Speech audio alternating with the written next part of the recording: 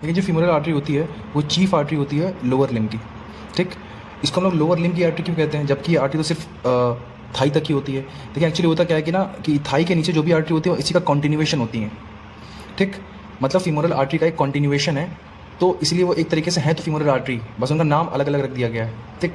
जैसे कि कई शहरों में ऐसा होता है ना कि नदी एक ही होती है, बट वो जब दूसरे शहर में जाती है तो उसका नाम चेंज हो जाता है। जैसे कोई एक नदी है, वो किसी एक शहर में बह रही तो उसका नाम गंगा है, किसी और में बहेगी उसका नाम कुछ और रख देंगे ऐसे करके, जबकि वो नदी गंगा ही है। बस वही वाली बात है कि आर्टरी एक ही होती है, बट उसके नाम अलग अलग होते जाते हैं जब वो अलग अलग कंपार्टमेंट में या अलग अलग बॉडी पार्ट्स में एंटर करती जाती है, तो ठीक। तो फिलहाल इस पे आते हैं फीमरल आर्टरी पे। ये चीफ आर्टरी होती है लोअर लिम्ब की, ये कॉन्टिन्यूएशन होती है एक्सटर्नल इलियक आर्टरी की। देखें एक आर्टरी होती है एक्सटर्नल इलियक आर्टरी जो कि एब्डोमिनल एओर्टा से निकलती है, जो कि हम लोग पढ़ेंगे एब्डोमेन में। फिलहाल अभी आप बस याद कर लें कि ये कॉन्टिन्यूएशन होती है एक्सटर्नल इलियक आर्टरी का, ठीक। मतलब एक्सटर्नल इलियक आर्टरी आ रही थी, जैसे उसने इंग्वाइनल लिगामेंट को क्रॉस किया उसका नाम बदल गया, उसका नाम क्या हो गया, फीमोरल आर्टरी। और जैसे ही ये आर्टरी पॉप्लिटियल फोसा में घुसी, इसका नाम बदल गया और इसका नाम हो गया पॉप्लिटियल आर्टरी। तो आप समझ रहे हैं आर्टरी एक ही है, उसका नाम अलग अलग होता जा रहा है, ठीक। Femoral artery enters the thigh behind inguinal ligament. Femoral artery enter करती है थाई में, कैसे, इंग्वाइनल लिगामेंट के पीछे, ठीक। And leaves the thigh through adductor hiatus. Adductor hiatus, hiatus का मतलब होता है एक चेन, ठीक। तो वो हम लोग पढ़ेंगे उसके आगे ये क्या होता है अडक्टर हाइएटस, जब हम लोग पढ़ेंगे अडक्टर कैनाल के बारे में, ठीक। बस आप इतना ध्यान रखें कि leaves the thigh through adductor hiatus to enter the popliteal fossa and continues as popliteal artery, ठीक। अब हम लोग पढ़ते हैं मेन, हम लोग को पढ़ना है आर्टरीज की ब्रांचेस के बारे में। तो अगर आपने फीमोरल ट्रायंगल अच्छे से पढ़ा होगा तो मैंने वहीं पे इसके बारे में काफ़ी कुछ बता दिया था फीमोरल आर्टरी के बारे में, ठीक। कि वो फीमोरल ट्रायंगल के अंदर देखो ये मेनली दो इंपॉर्टेंट पार्ट से होके गुजरती है। एक तो फीमोरल ट्रायंगल से मैंने आपको पढ़ाया था, एक अडक्टर कैनाल से जो कि आगे पढ़ाऊंगा, ठीक। तो वहाँ पे कुछ ब्रांचें देती हैं, ठीक। 5 ब्रांचें देती है टोटल ये, कहाँ पे, फीमोरल ट्रायंगल में। 3 सुपरफिशियल ब्रांचें देती हैं और 2 डीप ब्रांचें देती हैं, ठीक। जो 3 सुपरफिशियल ब्रांचें ये देती है फीमोरल ट्रायंगल में, उनका नाम होता है, मैंने वहीं पे आपको याद करवाया था ECE से। मैंने कहा था इसको याद कर लो ECE से, अर्ली क्लिनिकल एक्सपोजर, जो कि आपके साथ अभी फर्स्ट ईयर में हो भी रहा होगा, उसी से याद कर लो। 3 सुपरफिशियल ब्रांचें ECE, E epigastric, superficial epigastric artery, C superficial circumflex iliac artery और E superficial external pudendal artery, ठीक। 2 डीप ब्रांचें देती है ये, डीप एक्सटर्नल पिडेंडल आर्टरी और प्रोफंडा फीमोरिस आर्टरी। इसके बारे में तो अलग ही से पढ़ेंगे, ये अलग ही आर्टरी होती है, थोड़ी सी खास है, ठीक है। अब पढ़ते हैं अडक्टर कैनाल में। अडक्टर कैनाल में ज़्यादा इंपॉर्टेंट ब्रांचें देती नहीं है, बस मस्कुलर ब्रांचें देती हैं। इसका मतलब कुछ मसल को सप्लाई करती है और एक ब्रांच देती है डिसेंडिंग जेनिकुलर आर्टरी, ठीक। अब ये चाहे तो जो अब मैं बता रहा हूँ, चाहो तो ये याद करो, चाहो तो मत याद करना। जो डिसेंडिंग जेनिकुलर आर्टरी होती है ना, इसकी भी फर्दर 2 ब्रांचें हो जाती हैं। एक होती है आर्टिकुलर जेनिकुलर आर्टरी और एक होती है सेफनस आर्टरी, ठीक। इसका नाम सेफनस आर्टरी इसलिए होता है क्योंकि ये सेफनस नर्व के साथ साथ चलती है, ठीक। तो ये सेफनस आर्टरी इसी को बोलते हैं, इसकी सेफनस ब्रांच को ही, क्योंकि ये सेफनस नर्व के साथ साथ चलती है, ठीक। तो अब तक हम लोगों ने क्या पढ़ा, फीमोरल ट्रायंगल में इसने दी 3 सुपरफिशियल ब्रांचें ECE, 2 डीप, एक डीप एक्सटर्नल पिडेंडल और एक प्रोफंडा फीमोरिस। डीप को याद कर लो DP से, डीप एक्सटर्नल पिडेंडल और प्रोफंडा फीमोरिस, ठीक। और अडक्टर कैनाल में तो बस तुम इतना बोलना कि मस्कुलर ब्रांचें और डिसेंडिंग जेनिकुलर आर्टरी, बस खत्म, और कुछ मत बोलना, ठीक। अब समझो एक बात, जो इसकी एपिगैस्ट्रिक आर्टरी होती है ना, सुपरफिशियल एपिगैस्ट्रिक आर्टरी, ये ऊपर की ओर जाती है। मतलब ये फीमोरल आर्टरी, ये उसकी सुपरफिशियल एपिगैस्ट्रिक आर्टरी, ये ऊपर की ओर जाती है, और जो हमारा अम्बिलिकस होता है ना, उसके अराउंड एनास्टोमोसिस में पार्ट लेती है। ये हम लोग पढ़ेंगे जब हम लोग पढ़ेंगे एब्डोमेन, ठीक, कि एनास्टोमोसिस अराउंड अम्बिलिकस, उसमें इस आर्टरी का नाम आएगा। नेक्स्ट है सुपरफिशियल एक्सटर्नल प्यूडेंडल आर्टरी। जहां पे भी वर्ड आ जाए प्यूडेंडल, आप समझ जाओ कि वो जेनिटल ऑर्गन से रिलेटेड है और ये स्क्रोटम को सप्लाई करती है। तो आप स्क्रोटम की नर्व सप्लाई, सॉरी स्क्रोटम की जब आर्टरियल सप्लाई पढ़ोगे तो उसमें आपको 2 आर्टरी का नाम पहले से याद होना चाहिए, क्योंकि मैंने पढ़ा चुका हूँ, सुपरफिशियल एक्सटर्नल प्यूडेंडल आर्टरी और ये डीप एक्सटर्नल प्यूडेंडल आर्टरी। मेल है तो स्क्रोटम में सप्लाई करेगी, अगर फीमेल है तो लेबियम मेजस मसल में सप्लाई करेगी, ठीक है। लास्ट है सुपरफिशियल सर्कमफ्लेक्स इलियक आर्टरी। ये जो इंग्वाइनल रीजन के ऊपर की स्किन होती है ना, उसको सप्लाई करती है, ठीक। प्रोफंडा फीमोरिस के बारे में हम लोग पढ़ेंगे डिटेल में, इसके बारे में अभी हम लोग पढ़ते हैं। फिलहाल मस्कुलर ब्रांचेस कुछ मसल को सप्लाई करती है और डिसेंडिंग जेनिकुलर आर्टरी ये टर्मिनल ब्रांच होती है किसकी, फीमोरल आर्टरी की, ठीक। ये आई होप आपको याद हो गया होगा, मैंने इतनी बार बोल दिया है। 3 superficial branch, 2 deep branch ECE DP और अडक्टर में बस मस्कुलर ब्रांच और डिसेंडिंग जेनिकुलर आर्टरी, खत्म, ठीक। अब हम लोग पढ़ते हैं प्रोफंडा फीमोरिस आर्टरी के बारे में। देखें ये इंपॉर्टेंट है थोड़ी सी, इसके बारे में थोड़ा ध्यान से समझें। ये है क्या, पहली बात तो फीमोरल आर्टरी की सबसे थिकेस्ट ब्रांच है प्रोफंडा फीमोरिस आर्टरी, ये और डीप ब्रांच है, ठीक। अब देखो प्रोफंडा फीमोरिस आर्टरी फर्दर 4 ब्रांचें देती है, muscular artery, medial circumflex femoral artery, lateral circumflex femoral artery और 4 परफोरेटिंग आर्टरी। देखो परफोरेटिंग आर्टरी का मतलब क्या होता है, जो बड़ी बड़ी आर्टरी होती हैं उनको जोड़ने वाली जो छोटी आर्टरी होती है ना, उन्हें बोलते हैं परफोरेटिंग आर्टरीज, ठीक। तो ये 4 परफोरेटिंग आर्टरीज देती है। मस्कुलर ब्रांचेस मतलब मसल्स को सप्लाई करने वाली मेन है ये मीडियल सर्कमफ्लेक्स फीमोरल आर्टरी और लेटरल सर्कमफ्लेक्स फीमोरल आर्टरी। अब देखो इनके बारे में पढ़ते हैं। सबसे पहले पढ़ते हैं मीडियम सर्कमफ्लेक्स फीमोरल आर्टरी के बारे में। देखो medium circumflex femoral artery MCFA जो होती है, इसकी फर्दर 3 ब्रांचें होती हैं। उसको आप लोग याद कर लो आटा से, आटा ATA, ठीक। एसिटाबुलर ब्रांच, असेंडिंग ब्रांच और ट्रांसवर्स ब्रांच, ठीक। ट्रांसवर्स क्योंकि सीधे जा रही है, असेंडिंग क्योंकि ऊपर जा रही है, और एस्टाबुलर क्योंकि जाके एसिटाबुलम को सप्लाई करेगी, एसिटाबुलम को, ठीक। इसकी कहानी खत्म हो गई। Acetabular branch supply acetabulum. Ascending branch, देखें असेंडिंग ब्रांच एक एनास्टोमोसिस होती है, ट्रोकेंट्रिक एनास्टोमोसिस, इसके बारे में पढ़ा जाएगा कभी। जो गेटेड ट्रोकेंटर होता है ना, उसके आसपास एक एनास्टोमोसिस होती है, उसे बोलते हैं ट्रोकेंट्रिक एनास्टोमोसिस। उसमें जाकर ये क्या करती है, सप्लाई करती है, ठीक। और जो ट्रांसवर्स ब्रांच होती है ये करती है क्रूशिएट एनास्टोमोसिस में पार्ट लेती है। देखो एनास्टोमोसिस का मतलब क्या है, मान लो एक ऑर्गन है, ठीक है, उसको अगर मल्टीपल जगह से ब्लड सप्लाई मिल रही है, मल्टीपल जगह से ब्लड सप्लाई, कोई ऑर्गन है या फिर कोई भी पर्टिकुलर आर्टरी है या मसल है, कुछ भी ऐसा इसलिए होता है कि मान लो अगर एक आर्टरी ब्लॉक हो गई तो बाकी की आर्टरी को सप्लाई कर रही है ना ब्लड, ठीक है। तो इसे बोलते हैं एनास्टोमोसिस, मतलब ऑल्टरनेटिंग वेज, ऑल्टरनेटिंग पाथवे, ठीक। तो ये पार्ट लेती है ट्रोकेंट्रिक एनास्टोमोसिस में, कौन, असेंडिंग वाली। और तुम एक बात, एक कंसेप्ट याद कर लो कि ट्रांसवर्स ब्रांच कहीं की भी वो हमेशा क्रूशिएट एनास्टोमोसिस में ही पार्ट लेगी, ये ध्यान हो जाएगा। तो MCFA आटा से याद कर लेंगे, ATA एसिटाबुलम क्योंकि वो एसिटाबुलम को सप्लाई करती है, असेंडिंग ब्रांच ट्रोकेंट्रिक एनास्टोमोसिस में, ट्रांसवर्स ब्रांच क्रूशिएट एनास्टोमोसिस में, खत्म। अब आ जाओ जो इसकी लास्ट ब्रांच थी, लेटरल सर्कमफ्लेक्स फीमोरल आर्टरी, इसको तुम याद कर लो डाटा से। किसको, डाटा। देखो DATA लिखना, लेकिन A को काट दो, हमें बस DAT से मतलब है। तो डाटा, मीडियल आटा, लेटरल डाटा, ठीक। डाटा क्यों, एक डिसेंडिंग ब्रांच क्योंकि नीचे जा रही है, एक ट्रांसवर्स ब्रांच क्योंकि सीधे जा रही है, और एक असेंडिंग ब्रांच क्योंकि ऊपर जा रही है। अब इसकी असेंडिंग और ट्रांसवर्स दोनों ब्रांचें क्रूशिएट एनास्टोमोसिस में पार्ट लेती हैं। देखो ट्रांसवर्स तो हमेशा क्रूशिएट में ही लेगी, ट्रांसवर्स तो हमेशा क्रूशिएट में ही लेगी। असेंडिंग वाली भी यहाँ पे क्रूशिएट में ले रही थी, मिडिल वाले की जो असेंडिंग थी वो पार्ट ले रही थी ट्रोकेंट्रिक में, ये अंतर है, ध्यान रखना। और लास्ट है डिसेंडिंग ब्रांच, ये पार्ट लेगी किसमें, anastomosis around knee joint, anastomosis around knee joint में। बस ये याद कर लो, आटा डाटा, ठीक।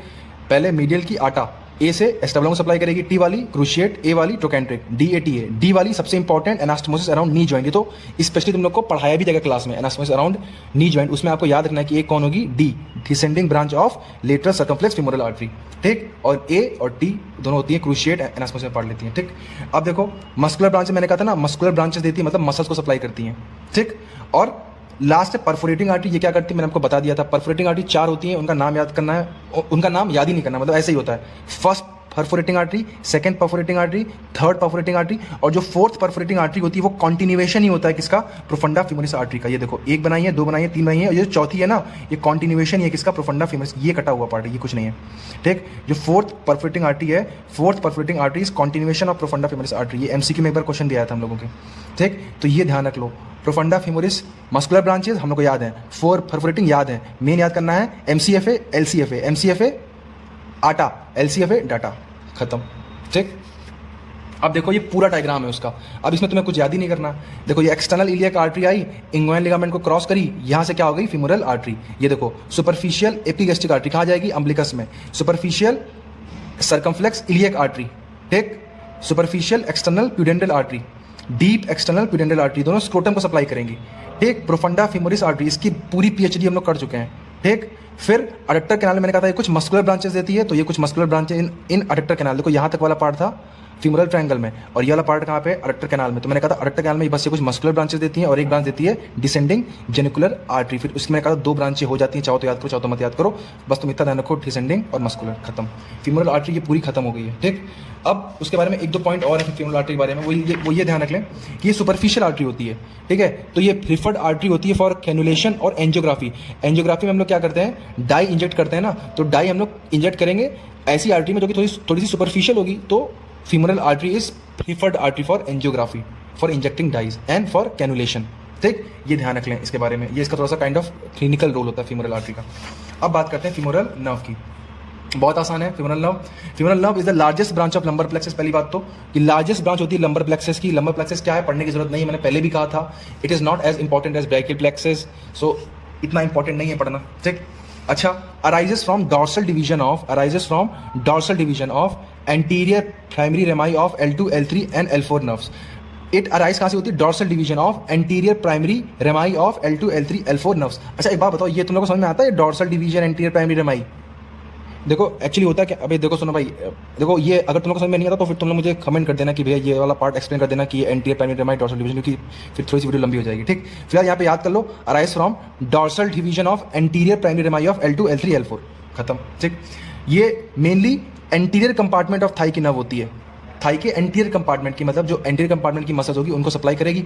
ठीक, कहाँ लाई करती है? Lie posterior to inguinal ligament, posterior lie करती है इंग्वाइनल लिगामेंट और लेटरल फीमोरल शीथ के। देखो फेमोरल शीथ के लेटरल लाई करती है, ये मैंने आपको पढ़ाया था जब फीमोरल शीथ पढ़ाया था, मैंने वहाँ पे आपको पहले बताया था कि femoral nerve is not a content of femoral sheath, और फिर डायग्राम में मैंने दिखाया भी था कि फीमोरल शीथ के देखो ये लेटरली लाई कर रही है, कौन सी? Femoral nerve.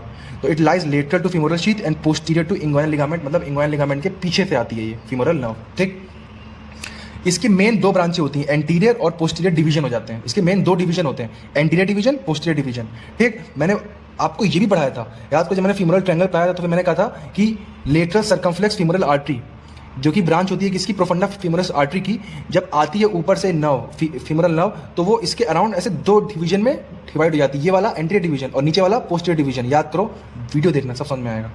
Divides into anterior and posterior division bye lateral circumflex femoral artery, जो लेटरल सर्कमफ्लेक्स फीमोरल आर्टरी के आगे है वो एंटीरियर डिवीजन, जो पीछे है वो पोस्टीरियर डिवीजन। ठीक, अब देखो ये डायग्राम, बस तुम्हें ये डायग्राम ध्यान रखना है, L2 L3 L4 से आई। ठीक, अब ये आई, ये फीमोरल हमारी, ये मेन फीमोरल नर्व, ये दो जॉइंट्स को सप्लाई करती है मेनली, दो बहुत इंपॉर्टेंट जॉइंट्स को, एक तो हिप जॉइंट को और एक नी जॉइंट को। ठीक, अच्छा मैंने कहा था कि mainly anterior compartment of thigh की नर्व होती है, इसका मतलब ये नहीं कि और किसी को सप्लाई नहीं करती। जैसे दो और मसल होती हैं, पेक्टिनियस और इलियकस, ये एंटीरियर कंपार्टमेंट ऑफ थाई की मसल नहीं होती हैं, इनको आप आईपी से याद कर लो, आईपी से। ये एंटीरियर कंपार्टमेंट ऑफ थाई की नर्व की मसल सॉरी नहीं होती हैं, इलियकस और पेक्टिनियस, लेकिन इनको सप्लाई करती है। ठीक है, क्योंकि ये डायग्राम में बना हुआ है विश्राम के, इसलिए मैंने बना दिया। खैर, ये आई फीमोरल नर्व, ये दो डिवीजन में क्या हो गई? दो पार्ट में, दो डिवीजन में हो गई अभी डिवाइड, एक एंटीरियर डिवीजन और एक पोस्टीरियर डिवीजन। अब ध्यान से देखो। ठीक, अब देखो एंटीरियर डिवीजन जो होता है ये दो क्यूटेनियस ब्रांचें देता है और एक मस्कुलर। एंटीरियर डिवीजन दो क्यूट ब्रांचें देता है और एक मस्कुलर। दो क्यूट ब्रांचें कौन सी हैं? Medial cutaneous nerve of thigh और intermediate cutaneous nerve of thigh, MI। Medial cutaneous nerve of thigh और intermediate cutaneous nerve of thigh. Cutaneous nerve का मतलब स्किन को सप्लाई करती है। ठीक, मतलब स्किन के मीडियल साइड को सप्लाई कर, मतलब जो थाई है उसके मीडियल साइड को सप्लाई करने वाली, मतलब जैसे ये थाई है जो, तो ये उसकी मान लो मीडियल साइड है ये, तो यहाँ के स्किन को सप्लाई करने वाली medial cutaneous nerve of Thai होती है। ठीक, फिर होती है intermediate cutaneous nerve of Thai, ये मीडियल और लेटरल के बीच वाले पार्ट को सप्लाई करती है, इसीलिए इसका नाम होता है intermediate cutaneous nerve of Thai. दो क्यूटेनियस ब्रांच है और एक मस्कुलर ब्रांच है sartorius muscle. Sartorius muscle is supplied by femoral nerve, important है, वो भी कौन सा डिवीजन? तो एंटीरियर डिवीजन। ठीक, अब बात करते हैं पोस्टीरियर डिवीजन की। तो देखो जो पोस्टीरियर डिवीजन होता है वो सप्लाई करता है क्वाड्रेटस फीमोरिस मसल को। कौन सी मसल को? बस एक मसल को सप्लाई करता है, क्वाड्रेटस फीमोरिस, सॉरी दो मसल को, एक क्वाड्रेटस फीमोरिस और एक आर्टिकुलरिस जेनू। आर्टिकुलरिस जेनू जो होती है छोटी सी मसल होती है जो कि फीमर से अटैच होती है। ठीक, दो मसल को बस करती है पोस्टीरियर डिवीजन, क्वाड्रेटस फीमोरिस और आर्टिकुलर जेनू, और एक क्यूटेनियस ब्रांच देती है। ठीक, इस क्यूटेनियस ब्रांच को बोलते हैं सेफेनस नर्व।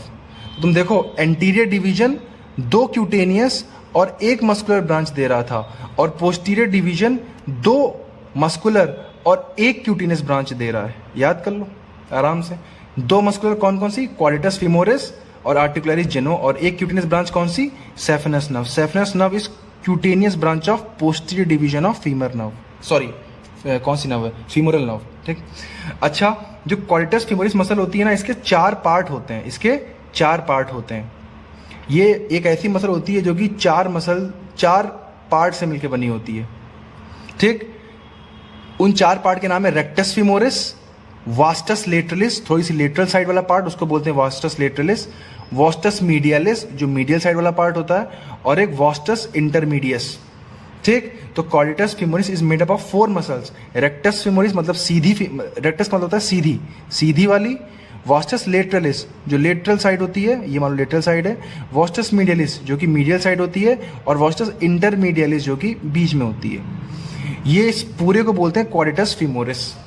ठीक, इसको सप्लाई करती है। तो ये हो गई हमारी फीमोरल नर्व, खत्म हो गई।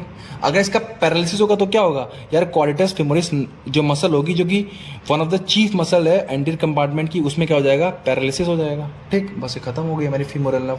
L2 L3 L4 से अराइज हुई, इंगुइनल लिगामेंट के पोस्टीरियर आई। ठीक, उसके अलावा दो डिवीजन हुए around lateral circumflex femoral artery, anterior division की दो क्यूट ब्रांचें और एक मस्कुलर, दो क्यूटेनियस कौन कौन सी, मीडियल और इंटरमीडिएट, एक मस्कुलर कौन सी, सार्टोरियस। पोस्टीरियर की दो मस्कुलर, क्वाड्रिटस फीमोरिस और आर्टिकुलरिस जेनु, और एक क्यूटेनियस कौन सी, सेफेनस नर्व। समझे? This was all about femoral nerve and femoral artery. I hope आपको समझ में आया हो। Thank you.